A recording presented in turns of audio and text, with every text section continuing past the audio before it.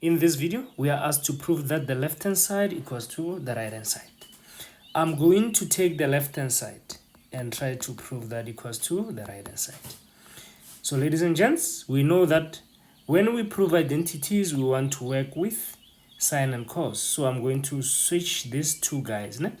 I know that tan x is the same as sine over cos. So I'm going to have sine squared x over cos squared x. That is tan squared x.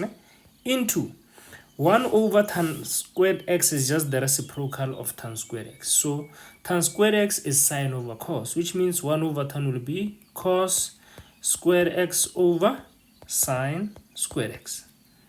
Right. Minus 1 over 1. Right. Now let's go on, ladies and gents. We're going to have equals to sine squared x over cos squared x into,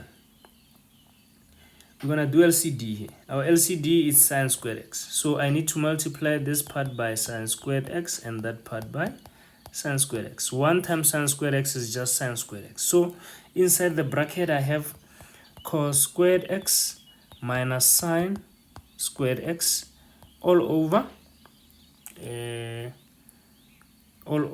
sine squared x. Right.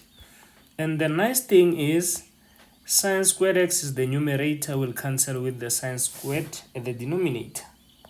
So then we are left with cos squared x minus sine squared x all over cos squared x.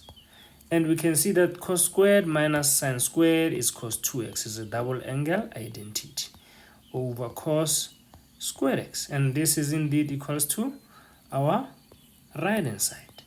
So we can say therefore left hand side equals to right hand side.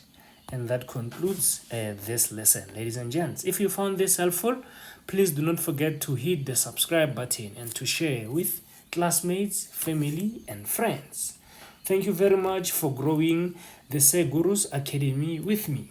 I really appreciate it. Thank you.